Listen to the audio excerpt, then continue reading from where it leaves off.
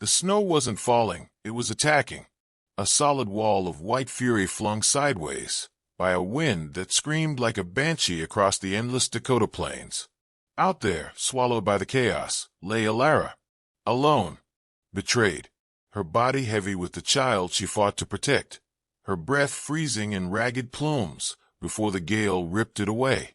Just hours ago, the lights of Redemption Creek had promised refuge. Instead, they'd offered only judgment, spitting her out into the frozen maw of the storm. Jedediah Stone, the father of her child. Preacher Thorne, the town's righteous voice. They'd looked upon her agony and turned their backs, condemning her to die. The cold bit deep, leaching warmth, leaching hope, but unseen, unheard through the blizzard's roar. Destiny was riding hard. Not the death she awaited in the deepening drifts, but salvation, wearing the face of a Lakota Sioux chief, a man named Mato, who would see past the hatred poisoning the land and claim this pregnant outcast, this frozen soul, as one of his own. Her story wasn't just about surviving the cold, it was about surviving cruelty, and finding a fire of belonging in the heart of a people she'd been taught were enemies. Redemption Creek. It had sounded like a haven when Elara first heard the name, whispered by a weary stagecoach driver weeks earlier. A place to disappear, perhaps, to quietly await the birth of her child far from the condemning eyes of her past. She'd stepped off that stagecoach clutching a small valise and a hope fragile as spun glass.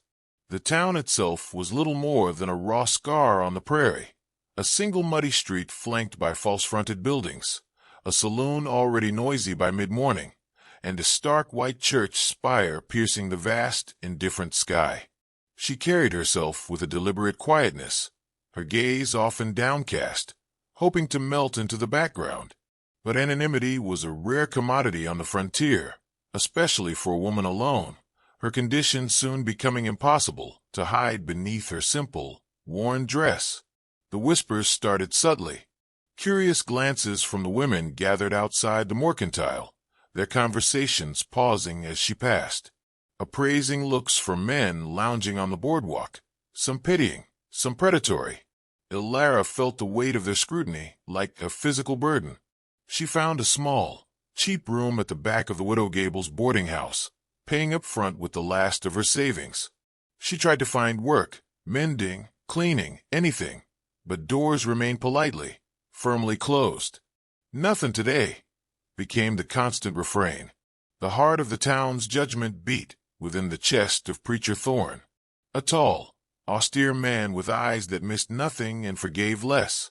His Sunday sermons were legendary, filled with thunderous condemnations of sin, his gaze sweeping the congregation, seeming to linger just a moment too long on Elara when she dared attend.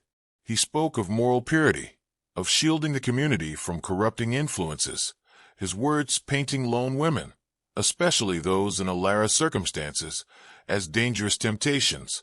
And Thorne found a receptive ear and a powerful ally in Jedediah Stone. Stone owned the sprawling cattle ranch that was the lifeblood and the chokehold of Redemption Creek. He was a man accustomed to getting his way, his wealth insulating him from consequence. Elara knew him, knew the charm he could turn on like a lantern, the promises whispered under a summer moon that felt impossibly distant now. He'd courted her briefly when she'd first arrived, before her secret became visible. Then came the chilling distance, the outright denial when the truth could no longer be concealed. He was a man terrified of scandal, protective of his standing, a standing Thorne eagerly helped him uphold. Stone's denial was absolute, public. He painted Elara as a liar, a desperate woman trying to trap a respectable man. And in Redemption Creek, Jedediah Stone's word carried the weight of gold. Widow Gable, likely pressured, regretfully informed Elara she needed the room back. Suddenly, Elara was not just shunned, but homeless as winter began to breathe its first icy warnings across the plains. She felt the net tightening, woven by hypocrisy and fear, and knew her fragile hope for a quiet life in Redemption Creek was already dead. Finding shelter became her immediate, desperate focus. The only place she could afford, the only place no one seemed to care about, was an abandoned prospector's lean-to on the far edge of Stone's vast property, technically beyond the town limits. It was little more than 3 crumbling walls of rough timber and sod leaning against a rocky outcrop, the fourth side open to the biting wind. It offered scant protection, but it was hers. She worked tirelessly, patching the gaps with mud and scavenged branches, her hands growing raw in the cold air. Jedediah Stone didn't like loose ends. He didn't like Elara being anywhere near Redemption Creek, a living reminder of his lie. He decided it was time for a more direct approach. He rode out one windswept afternoon, finding her gathering brittle firewood near the pathetic lean-to. 2 of his ranch hands flanked him, their expressions mirroring his own cold dismissal. He reined in his horse, looking down at her. The wind whipped strands of hair across her face, but she met his gaze steadily. "Elara," he said, his voice flat. "This needs to end." She straightened, clutching the bundle of sticks. "What needs to end, Jedediah?" "Your presence here. It's inconvenient." He avoided her eyes, looking out over the bleak landscape. "Thorne agrees. The town agrees. You're a disruption." He reached into his coat, pulling out the same worn leather pouch he'd offered before, though perhaps with slightly more coins this time. "I'm being generous. Take this. Enough to get you far away. California, maybe. Oregon. Doesn't matter. Just go." He tossed the pouch down near her worn boots. It landed with a soft thud in the dust. Elara looked at the pouch, then back at his face. Something flickered in her eyes, not fear, but a weariness mixed with contempt. "My child will be born soon, Jedediah. Here. This is the only home I have." His jaw tightened. "That brat ain't mine. And this shack ain't a home. It's an eyesore on my land." He nodded to his men. "You've got until the first heavy snow. If you're still here when the plains turn white, well, winter can be harsh. Accidents happen." One of the hands smirked, spitting tobacco juice near her feet. "Best listen to the boss, ma'am. This ain't healthy country for strays." Elara felt a chill that had nothing to do with the wind. This wasn't just a dismissal. It was a threat, cold and clear. She bent down, not to pick up the pouch, but to gather a few more sticks. Her movements were deliberate, controlled. "I have nothing left to lose, Jedediah," she said quietly, without looking up. "Threats don't frighten me anymore." Stone stared at her for a long moment, perhaps surprised by the lack of pleading, the absence of tears. He saw only a quiet resolve he couldn't break. With a curse under his breath, he wheeled his horse around. "Don't say you weren't warned," he threw back over his shoulder as he and his men rode away, leaving Elara alone with the wind, the dust, and the chilling promise of the coming snow. She watched them go, her hand resting protectively on her belly. She knew then that survival wasn't just about enduring the elements. It was about enduring the calculated cruelty of men like Stone and Thorne. And the first snowflakes were already beginning to dance in the air. The days shortened, grew colder. The sky turned a permanent, bruised gray. Elara husbanded her meager resources, the dried roots she gathered, the occasional rabbit caught in one of her surprisingly effective snares. Memories surfaced unbidden, tracking skills learned from a father she barely remembered. Knowledge of edible plants gleaned from a life lived closer to the wild edge than anyone in Redemption Creek could imagine. These dormant instincts sharpened now, honed by necessity. She observed everything. The way Jedediah's men sometimes rode the perimeter of the property, their eyes lingering on her lean-to. The shifting alliances in town, who avoided her gaze entirely, who offered a flicker of pity quickly extinguished. She saw the fear behind the judgment in some eyes, the fear of crossing Jedediah Stone. Her quietness became a shield, but also a listening post. She moved like a shadow, conserving energy, her mind constantly calculating. Where was the nearest water source if the creek froze solid? Which way would the worst winds blow? How long could her firewood last? This wasn't passive waiting, it was active survival. A silent battle waged against indifference and malice. Preacher Thorne's sermons grew harsher, using Elara's plight as a parable of divine retribution, warning his flock against offering any aid, lest they invite similar judgment upon themselves. He painted her not just as a sinner, but as a contamination. The town drew its skirts tighter around itself. The mercantile owner now barred his door when he saw her approach. Children, emboldened by their parents' whispers, sometimes threw pebbles towards her lean-to. Their taunts carried on the wind. Each incident was a small cut, bleeding away her hope. Yet, each act of cruelty also forged something harder within her. A steely resolve to endure, if not for herself, then for the life stirring insistently within her. Then the blizzard struck, not gradually, but with sudden, overwhelming force. The world vanished behind a curtain of driving snow. The wind screamed, shaking the flimsy walls of her shelter. Drifts piled high against the rocks, threatening to bury her small refuge completely. Inside, huddled beneath a threadbare blanket, Elara felt the first, undeniable tightening deep in her womb. Labor. It was beginning. Too early. In the worst possible conditions. Fear, cold and sharp, pierced through her resolve. A violent ripping sound tore through the howl of the storm. Wood splintered. She peered through a crack, her heart pounding. Two figures, indistinct shapes bundled against the blizzard, were systematically tearing apart her shelter. Jedediah's men. They worked with brutal efficiency, kicking down the patched walls, pulling away the branches she'd so painstakingly gathered. Snow poured into the lean-to, instantly extinguishing the tiny fire she'd managed to keep alive. They didn't speak, just destroyed, their actions fueled by cold orders. Then, as quickly as they appeared, they vanished back into the white chaos. She was exposed. The wind cut like knives through her thin clothes.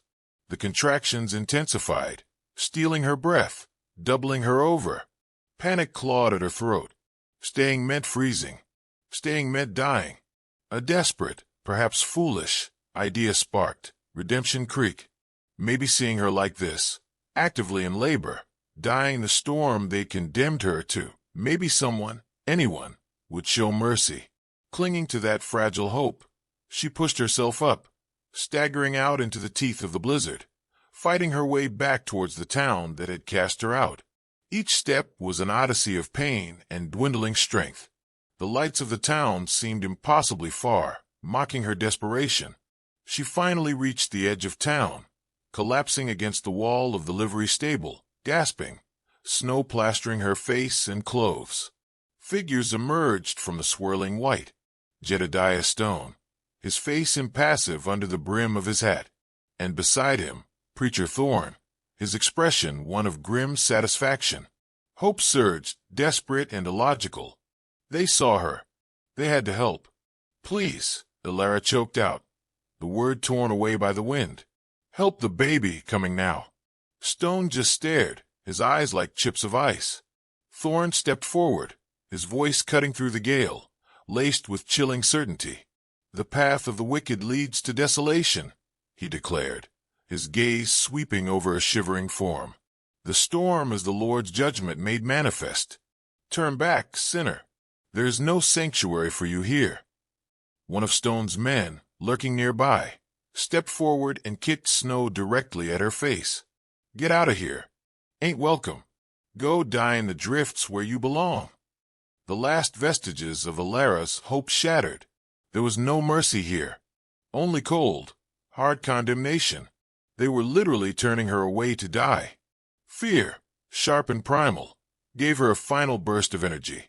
She scrambled to her feet, turning her back on the harsh lights and false promises of Redemption Creek, and stumbled blindly out onto the open plains, into the heart of the raging storm.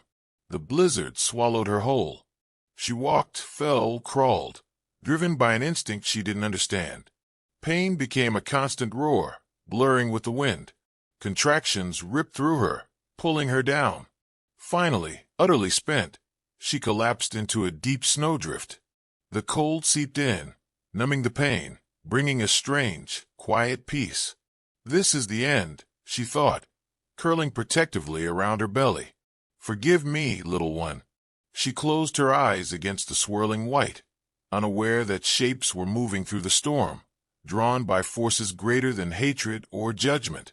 Miles away, battling the same blizzard, Chief Mato led his Lakota hunting party homeward. They moved with the practiced ease of men born to this harsh land, buffalo robes pulled tight against the wind, ponies picking their way through the blinding snow. They carried precious buffalo meat, a boon for their winter camp hidden in a sheltered river valley. It was Chayton Falcon, whose sharp eyes first caught the dark anomaly against the white expanse. A fallen log. An animal. As they drew nearer, the shape resolved into something shocking. A Wasatch woman, half-buried, unmoving. The warriors stopped, murmuring uneasily.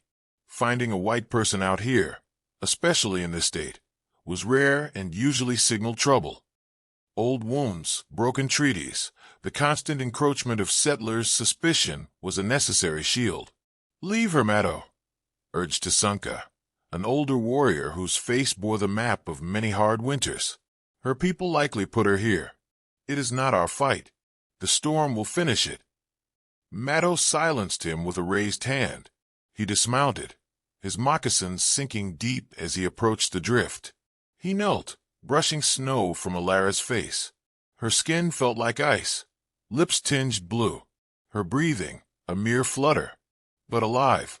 Then his eyes fell on the unmistakable swell beneath her frozen shawl. "Pte Win Yen, buffalo woman," he thought, using the Lakota term for a pregnant woman. Cast out, abandoned, heavy with child, in a killer storm. A flicker of profound empathy crossed Mato's stoic features. He saw past the pale skin, past the history of conflict between their peoples. He saw a mother fighting for her unborn child. He saw the ultimate vulnerability, betrayed by those who should have protected her.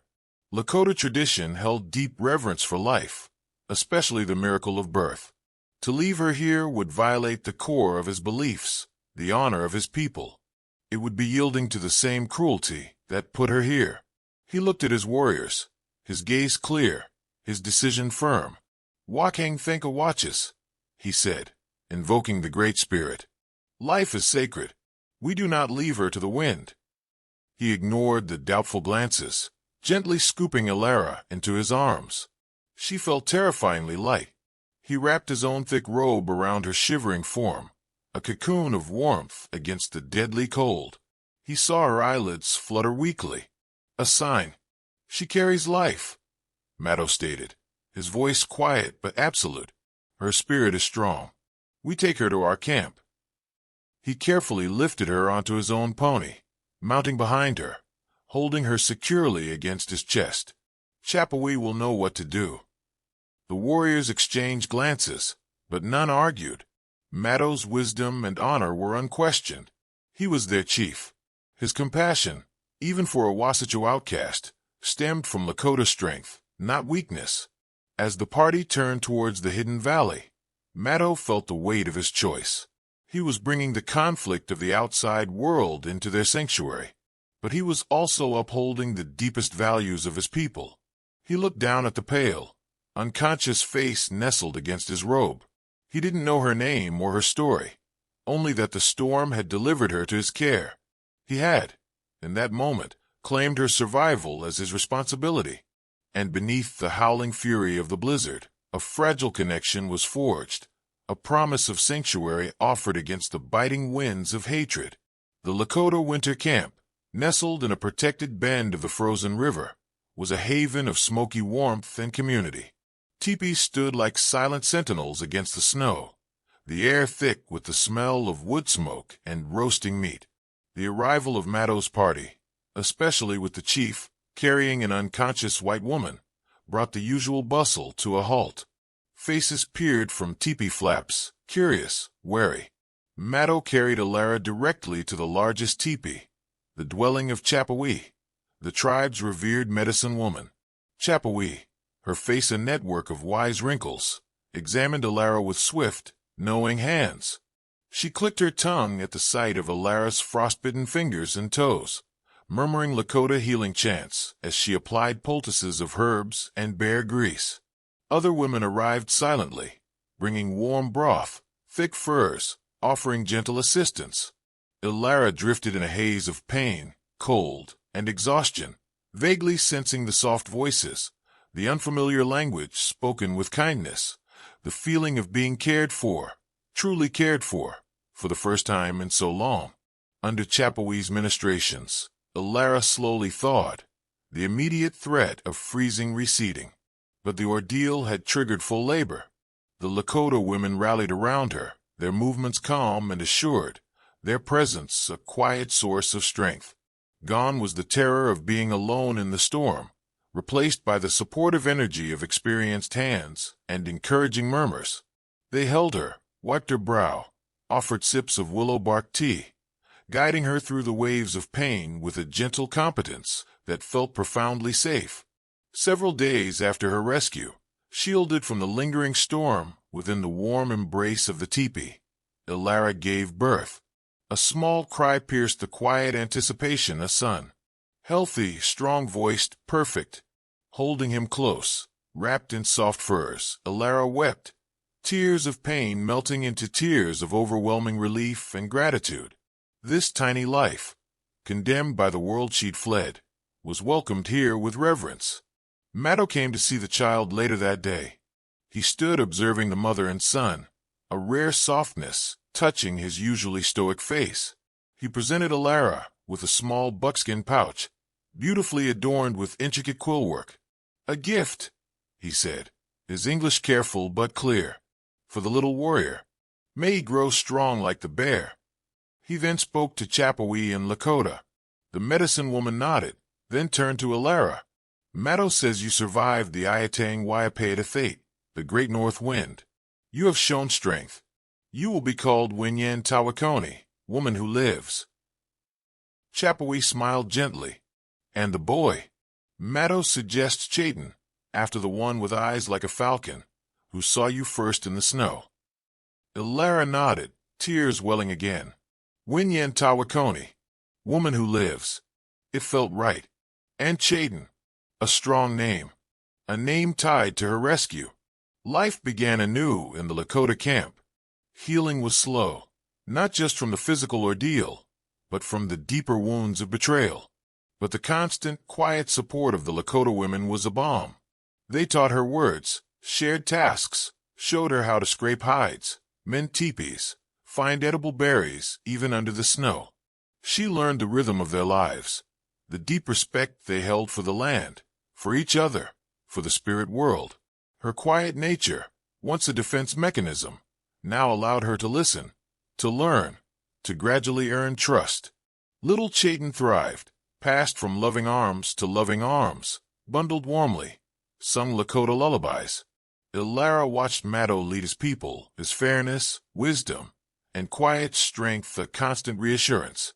He kept a respectful distance, but she felt his protective gaze, knew he ensured her acceptance. She was no longer an outcast.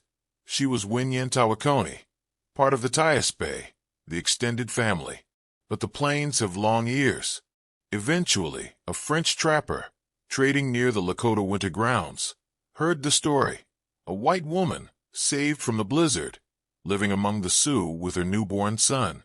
The description was unmistakable. When the trapper passed through Redemption Creek weeks later, seeking supplies, the tale inevitably reached Jedediah Stone. Ice formed in Stone's gut. She was alive, and she had the child, his child, living among the Sioux. Fury warred with a cold dread, the fury of being defied, of his plan failing, the dread of exposure, of this living proof of his lie potentially returning, of the scandal he'd tried so hard to bury. Preacher Thorne, hearing the news, saw it not as a miracle of survival, but as an affront. "An abomination," he thundered privately to Stone. "A fallen woman consorting with heathens. She bears your issue, Jedediah. It reflects on us all, on the sanctity of this community. You must retrieve them, bring them back to face proper Christian judgment and control." Thorne's piety conveniently masked Stone's panic. Goaded by Thorne and his own festering fear and pride, Jedediah made a decision born of arrogance. He wouldn't let this stand. He gathered a dozen of his most loyal and most rough-handed ranch hands. He armed them well, rifles, pistols. Thorne insisted on accompanying them, carrying his heavy Bible like a shield, his face set in lines of grim determination. They rode out from Redemption Creek, a posse fueled by self-interest and warped righteousness, heading straight for the Lakota winter camp. Jedediah carried gold, still clinging to the absurd belief that everything, even a mother and child sheltered by honor, had a price. He fundamentally misunderstood the people he was about to confront, and the transformation of the woman they now called their own. Their arrival was met not with fear, but with watchful silence. As Stone's posse rode into the clearing before the main camp, Lakota warriors melted out from the trees and teepees, not aggressively, but purposefully. Bows were casually held, hands rested near knives. There were far more warriors than Stone had anticipated. Children and women faded back towards the lodges. The air grew thick with unspoken tension. Mato emerged, flanked by Tasunka and Chayton the warrior. He stood unarmed, his posture radiating calm authority that dwarfed Stone's bluster. Jedediah swung down from his horse, trying to project command, Thorne close behind him, clutching his Bible. The ranch hands dismounted uncertainly, eyes darting towards the silent, observing warriors. "Chief Mato," Stone began, his voice louder than necessary. "We're here for the white woman, Elara, and the boy she had." Mato's gaze was level, unwavering. "Her name is Tawakoni. She and her son, Chayton, are Lakota now. They are under our protection." Thorne stepped forward, indignation puffing his chest. "This is unnatural. She is a Christian woman who has fallen into sin. She belongs with her own kind, under God's authority. Not here among." He waved a dismissive hand. Mato's eyes narrowed slightly. "Her own kind left her to die in a blizzard while she was in labor," he stated, his voice quiet but carrying across the clearing, each word a hammer blow. "Is that your God's authority? Is that Christian kindness?" Murmurs rippled through the watching Lakota. Shame flickered across the faces of a few townsfolk who had cautiously followed Stone's party from a distance, curious about the outcome. Stone flushed, shifting his weight. That's not the whole story. There were reasons, misunderstandings." He pulled out his pouch of gold, holding it out as if it were a magic talisman. "Look, Chief, let's be reasonable. She caused trouble, but she's white. The boy, well, take this gold. Generous payment for your troubles. Just give them back to us. We'll handle things." Mato looked at the gold with utter contempt, then back into Stone's eyes. "You think honor can be bought? You think a child's life has a price?" He paused, letting the silence press in. "You are the father, white man. Deny it again." Jedediah stammered, trapped. No, it's complicated." "It is simple," Mato countered. "You cast out your own blood. You left the mother to die. Now you come with guns and money to steal them back." He gestured towards the camp behind him. "Here, Tawakoni found Tiaspe family. Here, her son is welcomed as a gift, not a burden. She has found honor here, something you seem to know little about." At that moment, Elara stepped out from Chapowee's teepee. The transformation was striking. She wore practical, well-kept buckskin, her hair neatly braided in the Lakota style. She looked healthy, strong, her eyes holding none of the fear Stone remembered, only a calm, clear strength. Little Chayton was securely held in a cradle board on her back, peeking out curiously. Several Lakota women stood quietly beside her, a silent phalanx of support. She walked forward slowly, stopping near Mato, and looked directly at Jedediah Stone. Her voice, when she spoke, was steady and clear, carrying easily in the tense silence. "Jedediah, Preacher Thorne, I am Tawakoni. This is my home now." She gestured to the people around her, to the land. "My son Chayton is Lakota. We belong here. We are not yours to take." Stone gaped, momentarily stunned by her transformation, by her absolute refusal. Thorne started sputtering about blasphemy and legal rights, but his words sounded pathetic against the backdrop of Lakota resolve and Elara's quiet dignity. Stone's men shifted nervously, acutely aware of the dozens of grim-faced warriors watching their every move, aware of how badly this could end for them. They weren't feared here. They were intruders. Mato stepped forward slightly, his gaze sweeping over Stone and his men. "You have heard her. You have your answer. Leave this valley now, and do not ever return." His voice held the weight of finality. There was no room for negotiation. The story of Jedediah Stone's failed expedition and public humiliation spread through Redemption Creek like wildfire. His power, once absolute, was diminished. Men still worked his ranch, still relied on his wages, but the fear was now tinged with contempt. They'd seen him bested, his bluff called, his cowardice laid bare not by guns, but by quiet honor and a woman's resilience. Preacher Thorne found his congregation smaller, his pronouncements on morality met with more skepticism. The rigid certainty of the town had been shaken. People started questioning if judgment was truly more righteous than compassion. Redemption Creek didn't transform overnight, but the cracks in its facade remained. Jedediah looked at Mato's unyielding face, at Elara's resolute stance, at the silent threat posed by the surrounding warriors. He saw the faces of the townsfolk watching from the distance, witnessing his utter failure. Humiliation burned hotter than his fear. Without another word, he turned, yanked himself onto his horse, and spurred it savagely back the way he came. Thorne, red-faced and sputtering, scrambled after him. The ranch hands mounted quickly, almost tripping over each other in their haste to escape the heavy silence and the piercing stares. They retreated from the Lakota Valley not as enforcers, but as chastened fools, their authority revealed as hollow, their cruelty exposed. As their figures dwindled in the distance, a collective sigh seemed to rise from the Lakota camp. No violence, yet a profound victory had been won.